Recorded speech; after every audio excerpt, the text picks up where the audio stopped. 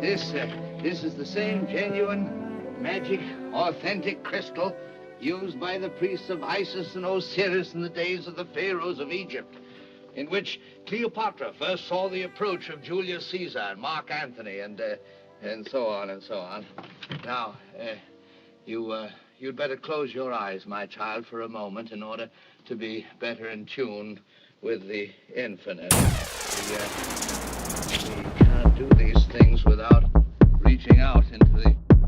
For a moment. You better close your eyes, my child, for a moment in order to be better in tune with the infinite. For a moment.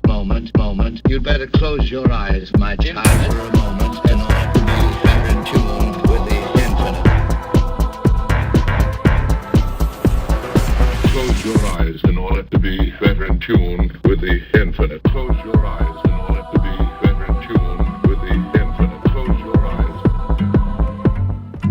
This is it. Specific foresights delivered to Marty in the form of this magic manuscript enable him to open a stargate through the fabric of space-time, which arouses our suspicions as to the nature of its acquisition. It becomes strange when we realize he obtains it in front of this, the Eye of Horus, often intimately associated with mankind's ascension process, or mankind's connection to otherworldly high intelligences.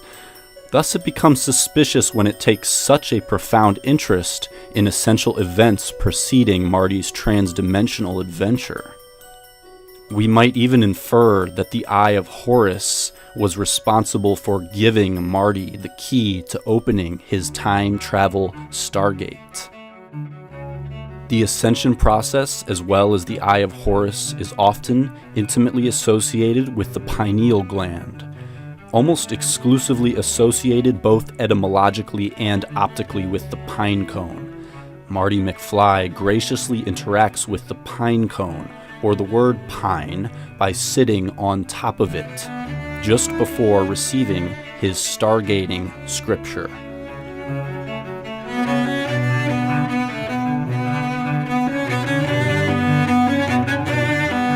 Here he is, sitting on top of the word pine, about to be contacted by higher intelligences via the Eye of Horus, via his pineal gland. The pineal gland is also called the third eye, which is very convenient because directly in front of him are the words the, third, and then a picture of an eye, or the third eye, which appropriately foreshadows his polymorphous pilgrimage and strengthens the sync association of interdimensional travel as a third eye involving process of spiritual ascension.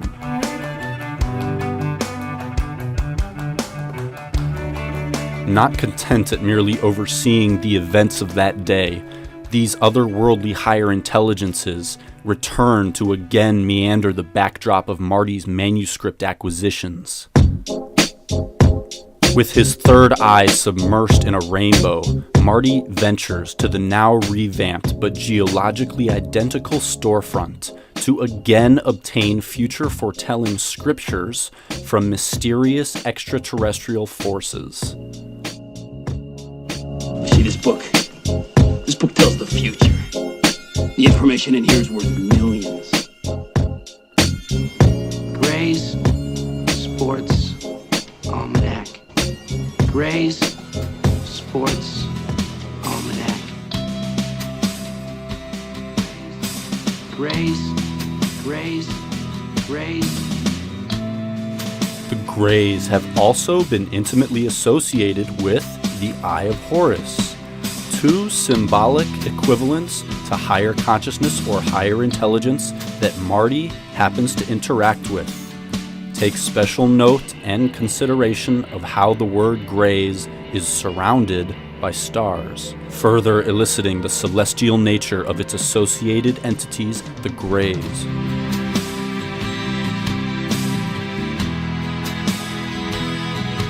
Something very strange happens as Marty is first introduced to the book. This book that is brought to him by Greys is surrounded by stars and is being handed to this Stargate quester. At the very moment that it first touches his fingertips, it becomes completely surrounded by images that document humanity's most profound initiation into interstellar travel or cosmic endeavors, Apollo's missions to the moon, as if to foreshadow Marty's own personal journey into the non-local, extraterrestrial realms of existence. The operative alien representative word, grays, in fact makes direct contact with the most iconic of the Apollo photos just at the moment Marty is receiving the book for the first time.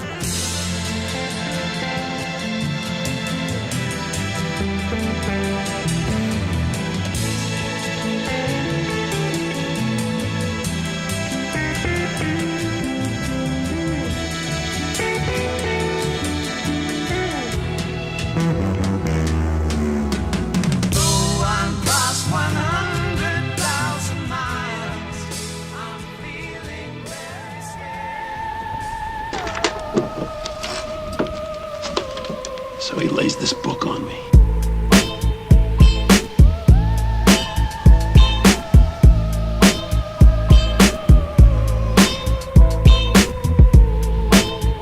What is it for?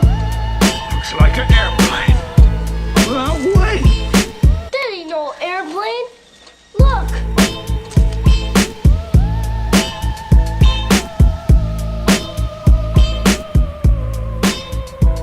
Becoming black ships, skull and bone type of action. Your time is up, give in to your masters. Becoming black ships, skull and bone type of action. Your time is up, give in to your masters. The time machine is quite literally an advanced spaceship from another dimension, and Doc Brown, as perceived by the peoples of the era, would be an advanced human being operating a UFO from another dimension, quite literally. Thus, tunnel, the Griffith Park Tunnel.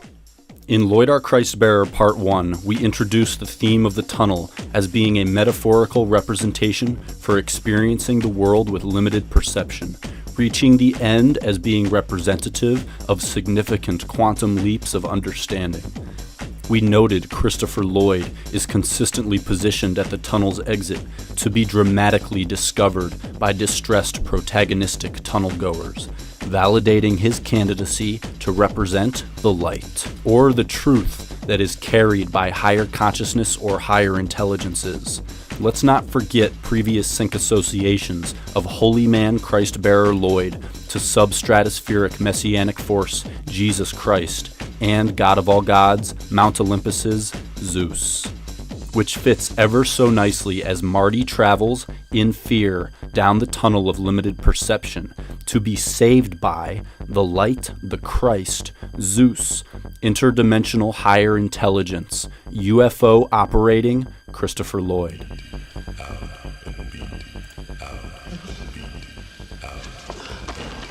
Steal my stuff.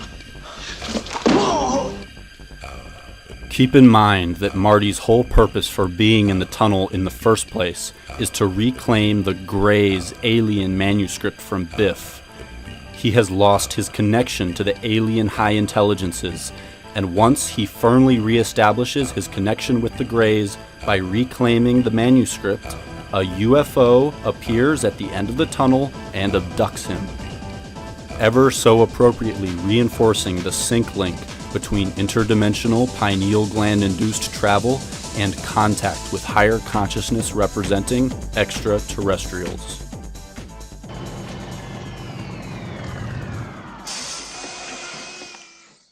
All right, Arnie. Let's find Jennifer. I don't believe it. I live in Hilldale. This is great. Way to go. Marty, stay here. Change clothes. If I need you, I'll holler. Oh, come on, Doc. I want to check out my house. We can't risk you running into your older self. Come on, Arnie. Let's go.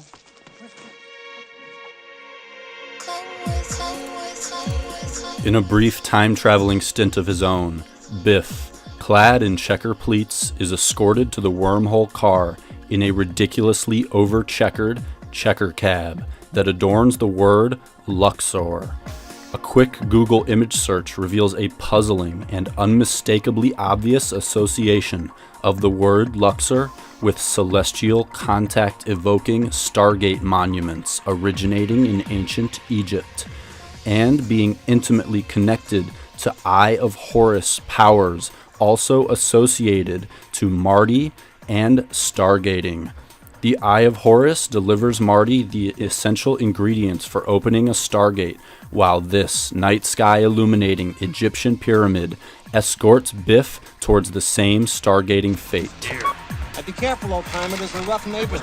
Right here. Biff's only encounter with time travel is not just accompanied by the Stargate Pyramid, but also happens to come immediately after he finds the gray alien representing Sports Almanac.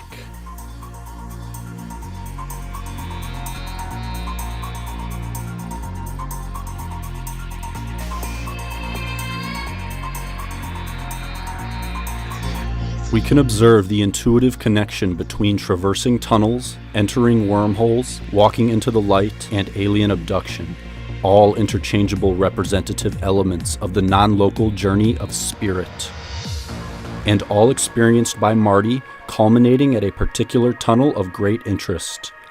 Most curious indeed is the Griffith Park Tunnel, and Christopher Lloyd's affinity for loitering near its exit.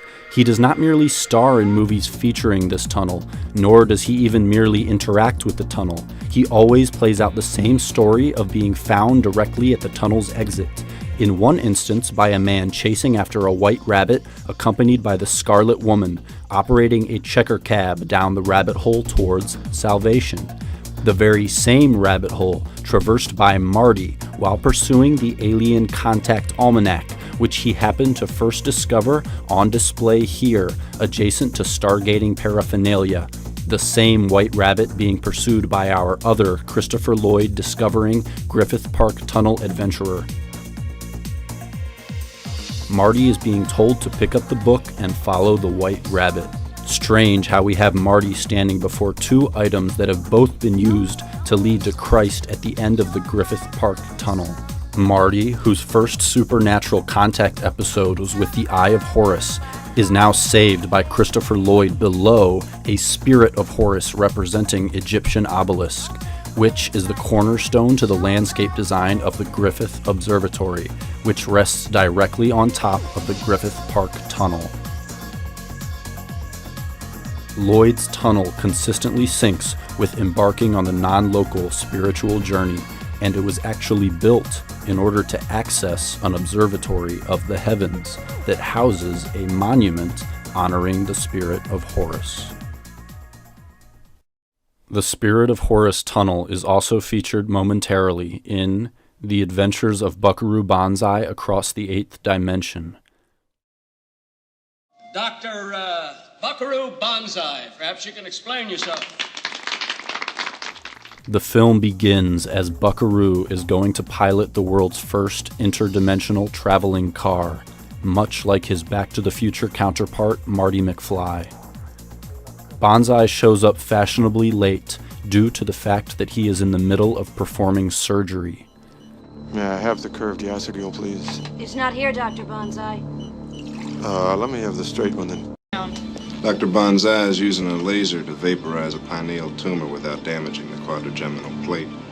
Subcutaneous microphones. Dr. Banzai is using a laser to vaporize a pineal tumor without damage. Pineal. Dr. Banzai is using a laser to vaporize a pineal tumor without damaging the quadrigeminal plate. Of all of the surgeries that he could,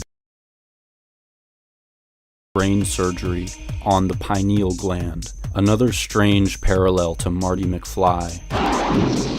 After interacting intimately with the pineal gland, he pilots mankind's first successful interdimensional journey, helping us draw the same conclusions about pineal gland-induced ascension that we saw displayed in the epic of Marty McFly. Highlighted on Banzai's car is the value 88. It is overtly plastered on the hood, doors, and license plate. The car itself is even named the HB88. When this baby hits 88 miles per hour, you're gonna see some serious shit. When this baby hits 88 miles per hour, you're gonna see some serious shit. With many questions to be answered, we jump to a scene where Banzai begins pursuing this white van. that features a haloed mountain or Stargate type logo.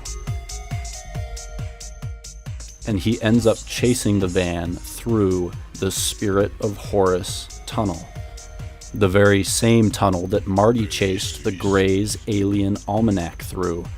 Inside the van is one of the parts that allows his car to function properly and travel hyperdimensionally. Without it, he cannot open wormholes. So, you see that we have two men traveling through the Spirit of Horus tunnel, both striving to reconnect with higher intelligences or with their ability to contact higher intelligences. Marty must reclaim the Gray Alien Sports Almanac so that the alien UFO, operated by Christ Lloyd, will connect with him, while 𝒸𝑃𝑒 must get his hyperdimensional car part from the van with the Stargate logo.